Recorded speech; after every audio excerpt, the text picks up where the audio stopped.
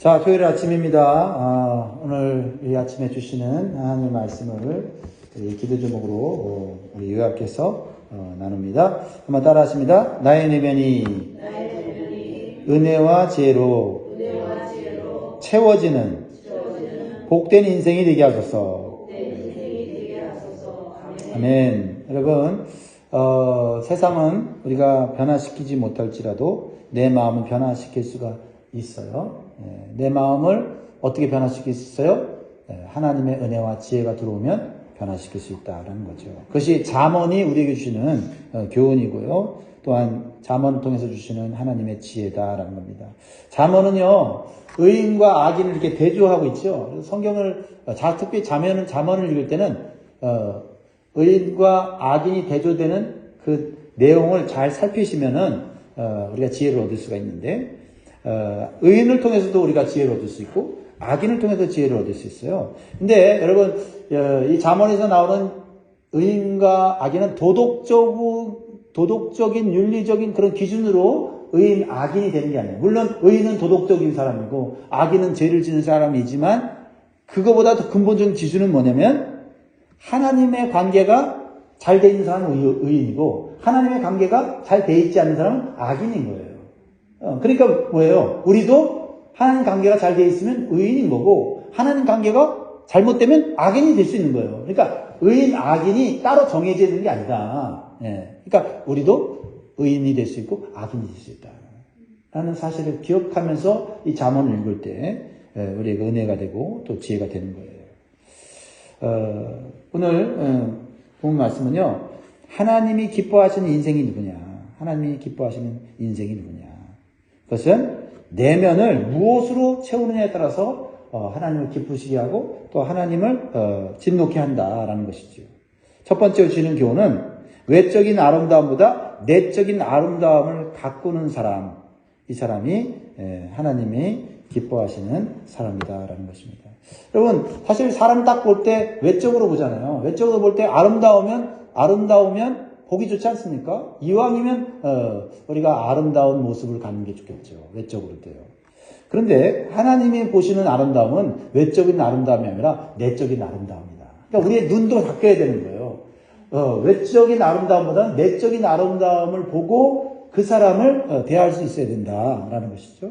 자, 그래서 오늘 보면 아주 22절에 특별한 구절이 나오죠. 좀 재미있기도 하고 우습기도 한 그 구절이 나오는데요. 22절 읽어볼까요? 22절 시작. 아름다운 여인이 삼가지 아니하는 것은 마치 돼지코의 금고리 같으니라. 여러분, 돼지코에 금고리를 달아놓으면 아름다울까요? 네, 오히려 언밸런스죠. 오히려 그 금고리가 더 이상하게 보이지 않습니까? 그런 것처럼 겉은 아름다운데 그 아름다운 여인과 말을 해보면, 그 아름다운 여인과 같이 지내다 보면 그 여인이 마치 돼지코에 금고리를 건 것 같이 그 내면이 추하고 더럽고 분별력이 없는 사람일 경우에는 진정한 아름다움을 가진 자가 아니다라고 말씀하고 있는 것이죠. 16절에도 이렇게 얘기하고 있어요. 유독한 여자는 존영을 얻고 근면한 남자는 재물을 얻느니라, 이렇게 말하고 있습니다. 그러니까 하나님이 기뻐하시고 아름답게 여기는 여인은 누구냐? 유독한 여자다. 유독한 여자. 유독한 여자는 뭐예요? 덕이 있는 여자. 덕이 있는 거. 덕은 어디에서 생성이 됩니까? 덕은 마음에서 생성이 되는 거예요. 열심히 겉을 꾸민다고 해서 덕이 나오는 것이 아니다라는 거죠. 그러니까 이 덕이라고 하는 것은 결국 누구를 닮아가는 것이냐면 예수 그리스도를 닮아가는 거예요. 예수의 성품을 닮아가는 거거든요. 사실 여러분, 우리가 예수님의 그 외모를 상상하면 우리는 정말 아름답고 멋진 모습을 생각하잖아요. 그런데 예수님이 이 땅에 오신 예수님의 외모는 사람들이 흠모할 만한 그런 모습이 아니었어요. 그러니까 오늘날로 말하면은 이 연예인들, 특히 이 아이돌 그룹에 나오는 한국 K-팝 스타들 보면 너무 예쁘잖아요. 남자들도 너무 아름답잖아요. 너무 멋있잖아요. 그러나 하나님이 보시는 것은 그런 외적인 것이 아니라 내면이다. 내면의 아름다움이라는 거죠. 꼭 여기서 여자만 그래야 된다는 것이 아니라 아름다운 여인의 모습을 통해서 하나님이 기뻐하시는 의인이 누구냐라는 거예요. 그걸 보여주는 겁니다. 내면의 아름다움을 더 소중히 여기고 가치 있게 여기는 인생을 하나님 기쁘시게 여기신다라는 겁니다. 그러면 내면이 아름다우려면 어떻게 해야 돼요? 내면이 아름다우려면 하나님의 은혜로 채워져야 돼요. 여러분, 하나님의 은혜가 그 어떤 화장품보다 좋아요. 여러분 경험했잖아요. 부흥회 때 말씀으로 은혜 받고 나면요. 그렇죠? 어떻게 됩니까? 얼굴이 환해지고 주름이 펴지고 말이죠. 화장을 안 했는데도 얼굴이 보석보석해지지 않습니까? 그런 것처럼 사실 우리의 내면이 하나님의 은혜로 채워질 때 우리가 진정으로 아름다워지고요. 그러면 하나님의 은혜가 채워지면 우리는 뭘 하게 되냐면 은혜를 베풀고 싶은 마음이 드는 거예요. 그래서 여기 16절에 유독한 여자는 은혜를 베푸는 여자라는 뜻을 갖고 있는 거예요. 은혜를 베푸는 여자. 은혜를 베푸는 사람. 은혜를 아는 사람. 은혜를 깨닫는 사람이 은혜를 베푸는 자가 되고 그것이 하나님이 기뻐하시는 의인이다라는 것을 보여주고 있다는 것입니다. 그러므로 여러분 하나님의 은혜로 화장하시기 바랍니다. 매일매일 하나님의 은혜로 화장하고 살아가세요. 그럴 때 여러분도 행복하지만은 다른 사람들에게 그 은혜를 끼치고 덕을 끼치는 그런 인생을 살아가게 될 줄 믿습니다. 또한 여기 보면 16절에 이렇게 나와 있죠. 근면한 남자는 재물을 얻느니라 이렇게 말하고 있어요. 부지런한 남자. 또 원어적으로 보면은 강한 남자예요. 강한 남자. 강하고 부지런한 남자가 재물을 얻는다라고 말하고 있어요. 그런데 여기서 강조하고 있는 것은 재물을 얻는 것은 좋은 거지만 재물을 있는 자체가 복이 아니라 재물을 잘 사용하는 자가 복이 있고 그 사람이 지혜로운 자다라는 것을 오늘 강조하고 있는 거죠. 즉 재물을 하나님의 뜻대로 잘 사용하는 자가 복이 있는 것이다라는 거예요. 그래서 어떤 사람은 재물이 있는데 재물 때문에 망하는 사람이 있고 어떤 사람은 재물 때문에 더 큰 복을 받는 사람이 있다. 여러분 하나님께 재물을 받으시기를 주의로 축복합니다. 재물 없이 이 세상 살아가는 거 쉽지 않아요. 그렇죠? 기본적인 재물은 있어야 되겠죠. 그러나 우리가 근면하게 살고 성실하게 살면요 하나님이 우리에게 일용할 양식을 주신다고 했어요. 먹고 사는 문제는 하나님께서 걱정 없게 하신다는 거예요. 그러나 우리가 먹고 사는 것만으로 우리의 삶이 만족되지 않지 않습니까? 그렇죠? 좀 더 풍족해서 나누며 섬기며 살아야 되지 않겠어요? 근데 하나님께서 물질을 더 주셨는데 그것을 내 욕심을 채우는 데 사용한다면 어떻게 되겠어요? 그것은 재물 때문에 망하는 인생, 재물 때문에 오히려 불행한 인생이 될 수 있다는 거예요. 그래서 오늘 24절에 이렇게 나와 있잖아요. 보세요. 흩어 구제하여도 더욱 구하게 되는 일이나니 과도히 아껴도 가난하게 될 뿐이니라. 그러니까 재물로 인해서 복 받는 사람이 되라는 거예요. 뭐예요? 우리 재물에는 우리가 먹고 살도록 주신 부분이 있고 그리고 하나님의 영광을 위하여 하나님의 일을 위하여 쓰도록 주신 재물이 있고 또 한 가지는 가난하고 고통받는 사람들을 위해서 써야 될 재물이 포함되어 있는 거예요. 포함되어 있는 거예요. 아유, 뭐 난 여유도 없는데 내가 뭘 도와줘? 돈 있는 사람이 도와주지? 아니에요. 많은 걸 도와주는 게 아니라 우리의 재물 가운데는 누군가를 도와줘야 되는 그런 포션이 있다는 걸 기억하는 거예요. 물론 가난한 사람에게 살아갈 수 있는 생활비를 주고 또 어떤 집을 또 제공해 이렇게 해줄 수 있는 부자도 있겠지만 우리는 그렇게 해줄 수 없다면 밥 한 끼 사주는 거예요. 그렇죠? 밥 한 끼를 사줄 수 있잖아요. 커피 한 잔 사줄 수 있잖아요. 그것이 나눔이고 그것이 섬김인 거예요. 그러니까 돈 많은 사람만 하는 게 아니라 돈 없는 사람도 누군가에게 나누고 섬기는 그런 마음을 가지고 살아가는 거, 그 마음을 잃지 않는 거, 그것이 더 많은 하나님의 축복을 받는 길이다라는 거예요. 그런데 여러분 부자가 인색한 것도 문제지만요, 가난한 사람, 돈이 없는 사람이 마음이 쪼그라드는 건 더 큰 문제예요. 여러분 가난한 자가 부자가 될 수 있는 길은 가난한 자가 마음을 가난한 자들에게 함께 하는 거예요. 내가 도와주지 못해도 아유 저 얼마나 살기가 힘들까. 나도 힘든데 저 사람은 더 힘들겠구나 하고 이 마음을 아름답게 가지면요. 하나님께서 섬길 수 있는, 나눌 수 있는 재물도 허락하시는 줄 믿습니다. 이게 그래서 25절이잖아요. 25절. 예. 25절 같이 있습니다. 시작. 부재를 좋아하는 자는 풍족하여 질 것이요 남을 윤택하게 하는 자는 자기도 윤택하여 지리라. 이게 하나님의 법칙이에요. 하나님의 법칙. 하나님의 축복의 법칙이고 은혜의 법칙이다라는 거죠. 근데 우리는 당장은 내가 벌어서 내가 써야 된다고 생각이 들고 또 모아서 내가 창고에다 쟁여놔야 된다고 생각하는데 이것은 하나님 볼 때 그것은 의인의 삶이 아니라 악인의 삶이고 결과적으로는 그러한 삶을 사는 자들은 하나님의 심판을 받게 될 때 모든 걸 잃어버린다는 거예요. 그러니까 우리는 당장 또 지금 내 눈에 보이는 그런 이익에 우리는 마음을 뺏길 게 아니에요. 먼저는 내게 주신 것 중에 조그만 것이라도 작은 것이라도 나누며 살 때 윤택하게 된다라는 거예요. 당장 나눠주고 당장 주면은 부족할 수 있죠. 하지만 결과를 봐야 돼. 결과. 하나님은 항상 우리에게 결과로서 열매를 맺게 하신다는 거죠. 자 보세요. 26절 보세요. 곡식을 내놓지 아니하는 자는 백성에게 저주를 받을 것이나 파는 자는 그의 머리에 복이 임한다. 여러분 곡식을 내놓지 않는 자는 뭐예요? 이 사람은요 돈이 있어서 곡식을 샀어요. 근데 곡식을 잔뜩 사놓으니까 시장에 곡식이 없어. 그러니까 곡식값이 어떻게 되겠어요? 올라가잖아요. 그죠? 올라가는데도 안 팔아. 왜? 더 올라갈 때까지 기다리는 거예요. 이것은 하나님 보실 때 저주받는 일이다라는 거죠. 그래서 떵떵거리며 왕국 같은 집을 짓고 산다 할지라도 그 사람의 인생은 하나님의 저주가 임할 수밖에 없다고 말씀하고 있는 거예요. 근데 이게 뭐라고 말씀하세요? 26절에 파는 자는 그의 머리에 복이 있으리라.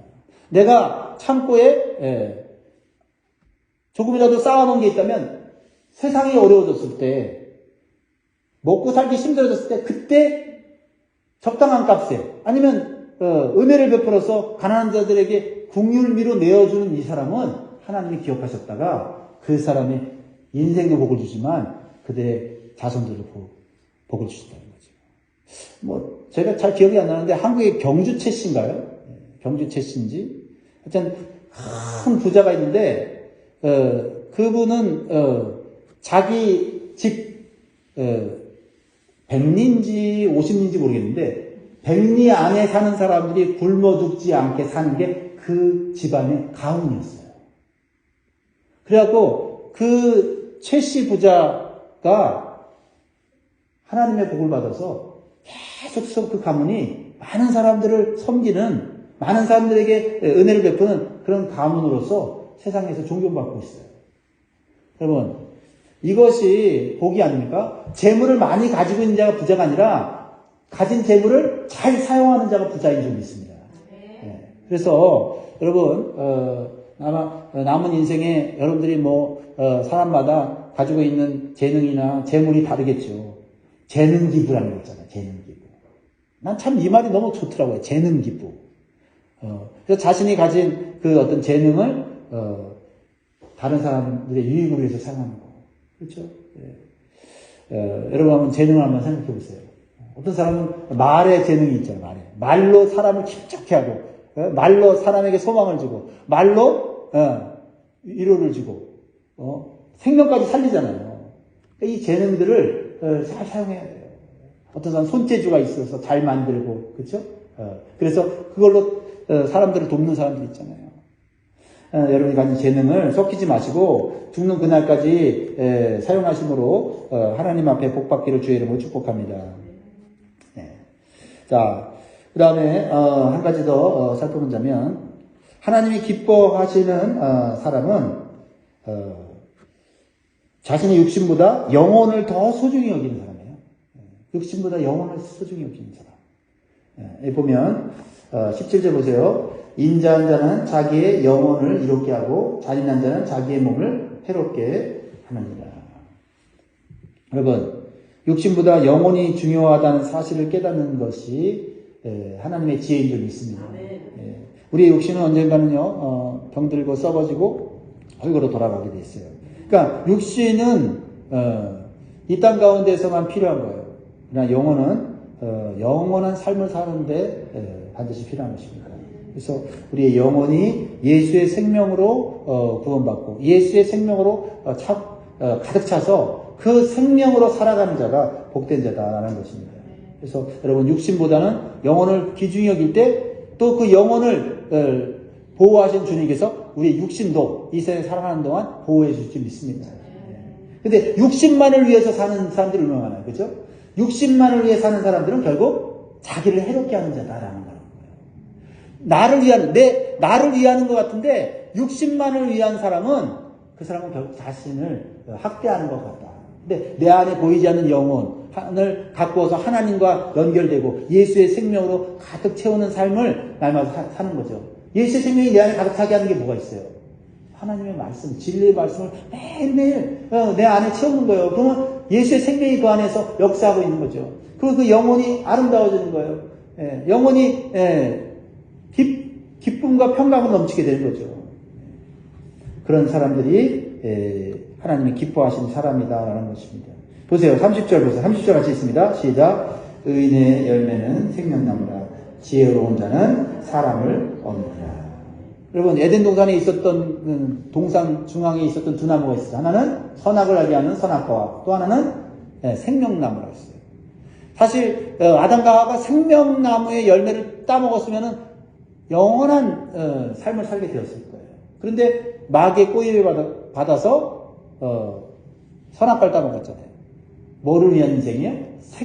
육신을 위한 인생을 살았기 때문에 결국은 죽게 되는 거예요. 하나님과 관계가 깨진 겁니다. 생명나무를 얻는다는 것은 뭐예요? 하나님과 올바른 관계를 맺는 삶을 말하는 것입니다. 여러분, 우리가 하나님과의 관계를 올바로 하는 것이 바로 생명을 얻는 것인 줄 믿습니다. 그러므로 오늘도 이 자리에 나오신 성도님들, 또 오늘도 일어나서 하나님을 생각하고 하나님의 말씀으로 그 영혼을 채우는 그 사람에게는 하나님께서 영원한 축복을 해주실 줄 믿습니다.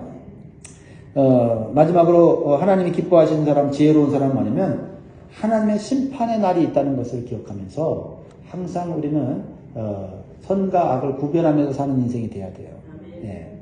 마지막 읽고 결론 내리겠습니다. 31절 시작. 보라, 의인이라도 이 세상에서 보응을 받겠거든 하물며 악인과 죄인이요. 여러분, 이러한 진리와 지혜의 말씀을 이해해야 돼요. 여러분, 이 세상은요, 좀 힘있고, 또 권세 있고, 돈 있는 사람들이 더 잘 사는 것 같아요. 그렇지 않아요. 그것은, 우리가, 잘 알지 못해서 그렇습니다. 여러분, 우리의 인생뿐만 아니라 다른 사람의 인생을 처음부터 끝까지, 죽은 이후의 세계까지 우리가 다 알지 못하잖아요. 하나님이 우리에게 이 사실을 알려주잖아요. 히브리서 9장 27절에도 사람이 죽는 것은 한번 정하신 것이요, 그 후에는 심판이 있다고 했어요. 하나님의 심판이 있다는 것을 깨닫는 자가 지혜로운 자고, 그 사람이 이 세상을 올바로 살아갈 수 있는 자다라는 거죠. 그러므로 나에게 당장 이익이 있고, 나에게 당장 어떤 즐거움을 준다 할지라도 이것이 하나님 앞에 섰을 때 하나님 앞에 징계를 받는 것이냐, 심판을 받는 것이냐를 생각하면서 우리는 이 세상을 살아가야 된다는 거예요. 그러면서 오늘 말씀은 뭐라고 말하고 있어요? 의인이라도 이 세상에서 보응을 받겠거든. 착하게 사는 사람, 의롭게 사는 사람, 하나님의 뜻대로 사는 사람들도 완벽하지 못해서 하나님께 징계를 받는다면 죄인과 악인들은 그 하나님의 심판을 견디겠느냐? 하나님 경고의 말씀에 우리는 뜨끔해야 된다는 거죠. 물론 하나님을 믿는 의인들은 하나님 앞에 상급받는 일들이 많죠. 그럼에도 불구하고 우리가 이 땅 가운데 살면서 하나님 앞에 온전치 못한 행실에 대해서는 하나님이 책망하신다는 거예요. 구원을 잃어버리지 않지만 어떤 사람은 불 가운데서 구원받은 것 같이 간신히 구원받는 사람이 있고 어떤 사람은 넉넉히 구원받는 사람도 있는 거예요. 그래서 우리는 이 땅에 살아가면서 예수 믿고 구원받았다고 게으르고 나태하고 방심하면 안 된다. 우리도 하나님 앞에 징계받을 수 있다 하는 이 경각심을 가져야 된다. 그러면서 권세를 가지고 재물을 가지고 이 세상에서 떵떵거리며 살면서 의시되면서 사는 사람 부러워하지 마라. 의인도 보응을 받는데 하나님 없는 인생, 악을 행하는 인생은 얼마나 큰 심판을 받겠느냐 하는 이런 의식을 갖는 것이 하나님 주신 지혜다라는 것입니다. 말씀을 믿겠습니다. 여러분, 나의 내면이 뭘로 채워져야 돼요? 하나님의 은혜와 지혜로 채워져야 될 줄 믿습니다. 오늘도 그러한 인생이 되시기를 주의 이름으로 축복합니다. 기도하겠습니다.